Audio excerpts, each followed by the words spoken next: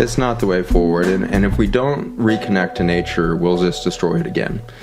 I want to try to bring this to some sort of closure that doesn't feel like I'm the most depressing person you've ever listened to. And so I'm kind of battling in my mind now to kind of get us back to this space where we can say... It is doomsday meets like unbridled optimism. Like, I don't really know where you're coming from. It's like... You don't know where to go with this one. So let me take you back to kind of how do you reconcile those two things? And I do it actually through my experience as a physician in the ICUs. And in the ICUs, when I was practicing intensive hospital medicine, I got the privilege of being around human beings at the end of life. And I was so compelled by this experience that I ended up getting another subspecialty in hospice and palliative care and dealing with end-of-life things for 4 years with a hospice group. And at the end of life, we've termed it death. And what I've laid out for you today is the possibility of the death of our species in 70 years, 100 years, who cares? If it's 200 years, it's still pathetic. And so we're looking at the last chapter of life on Earth with our current course of action. But let me tell you about what my experience has been in those last moments with patients who are dying. We have the belief, I think, in our subconscious because of the movies we watch, because of the TV shows we watch, because of our big divorce from the death process. It's become sterilized. You have probably not seen many people die. You've probably not seen your loved ones die. No. They've probably died in operating rooms or in ICUs, or they died before you could fly across the country and see them. And so very few human beings are now watching this process of death, and it's allowed death to be defined as an endpoint, as a contraction or a disappearance, rather than what I've actually seen it to be. And what I've seen it to be is a massive expansion of consciousness, of reality, of awareness, and ultimately of love. And the most poignant examples of this are people that actually die biologically, and we spend 15 or 30 minutes in ICU resuscitating them with drugs and shocking their chest like you see on TV shows and everything else. And we have a dismal track record of pulling those people back. It's not like TV. We lose the vast majority. It's around 6% of cardiac arrests in the hospital will actually be resuscitated. 6% will survive. 94% will die. So you have somebody who's now biologically dead, and you're artificially sustaining life. You've got them on a respirator, and you're pounding on their chest and compressing, and you're pumping drugs in their vein to try to get their heart restarted and doing all of this. And they've, meanwhile, been in the ICU for a week or a few days or weeks, months in some cases before they have this moment. And by this time, they've been isolated away from humans for quite some time. They're only touched by latex-gloved hands. Only people with gowns on will come and see them. They have masks on. They haven't seen a human face close up in months. They're just so isolated and lonely. And they go into this moment on the other side.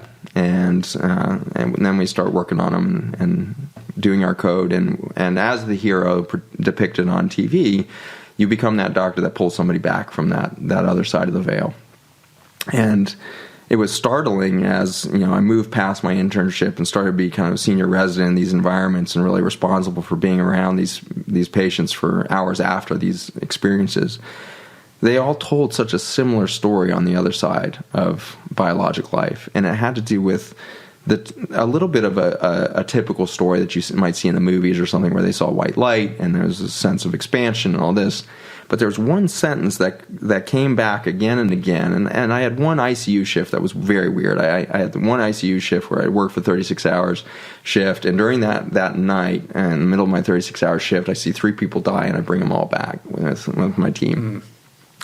And to the last one of those 3, every single one of them, their first sentence was always, "Why did you bring me back?"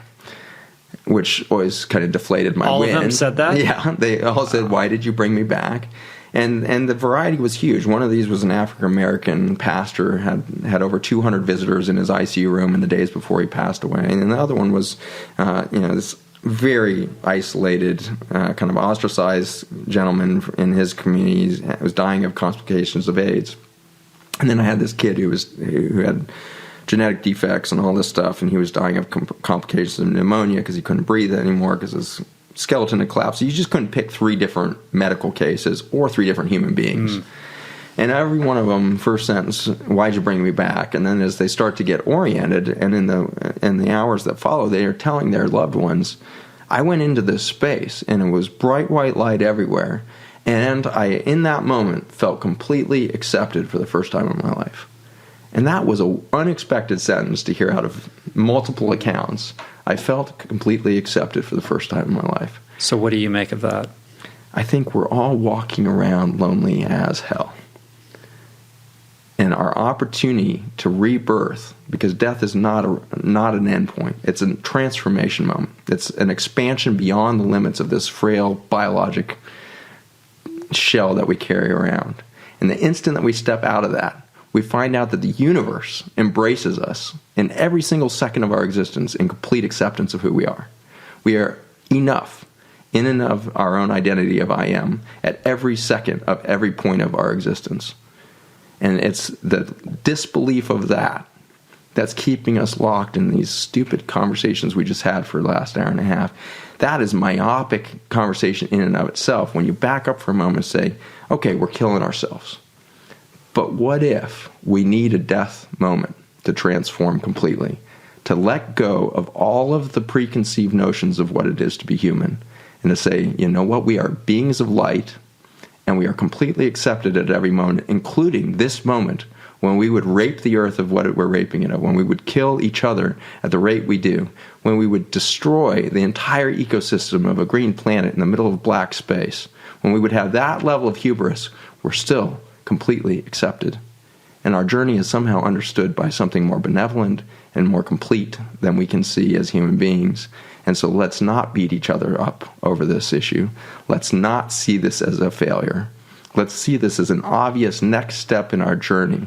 And death is the inevitable thing marching at us that's going to say, are you going to wake up and see the transformation at that moment of death and transformation, and you're going to say goodbye, Homo sapiens?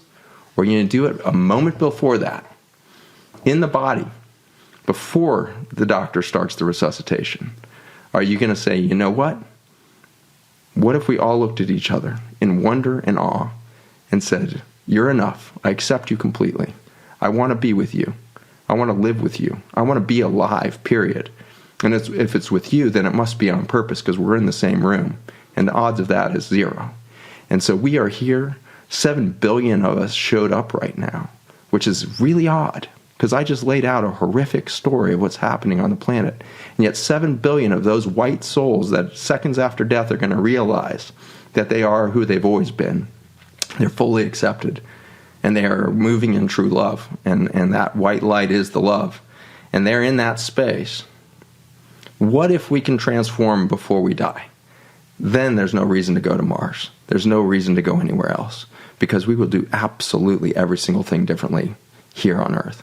And we're going to do it differently by just that simple recognition of I am who I am, you are who you are. That's enough, and I accept you completely.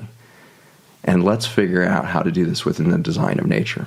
There's enough energy, there's enough food, there's enough soil, there's enough commodities, there's enough resources for everybody on the planet to thrive at a level that's never been experienced in human history. We cannot continue any form of human economic systems that have ever existed before and expect us to escape the death moment. We literally have to reinvent everything. And so if you are under the age of 18 right now, you are the last generation that may live to the fullest extent of the human potential. It is you who are being called to transform because you showed up right when you did. If my generation is to do anything, it was to say, oh my gosh, we're going in the wrong direction. But my generation doesn't have enough time now to turn the boat around, reinvent everything. And so our mission is not to inspire the farmers that are currently fighting the good fight. It's to inspire their children to do the right thing and do it differently, connected to new children who are in the cities, who are in the tech world, wherever they are. Connect those kids back, give them a sense of that unity, give them a sense of the oneness, and give us all a sense that this is the inescapable optimism, as we are going to transform, period. And it may be right out to the point of our death, or miraculously, it might just happen right before it. That was one of the best monologues I've ever heard in my life. Preach it, brother. That was amazing. Oh, my God. You're this incredible contradiction in terms with the doomsday and the optimism and the deep-rooted experience and knowledge in science, and yet somebody with a vast capacity for spiritual exploration. You're a wizard. You're a gift, my friend. We all are, and that's the excitement that I have. Is you can't actually come close to the science of atomic physics or astrophysics or human biology without an overwhelming sense of we are just so far beyond logic. We're so far beyond the material world. We are these entities that are moving with such power, and we have been kept from that power. And we've been kept from it so that power can be taken from us and consolidated in the hands of a few.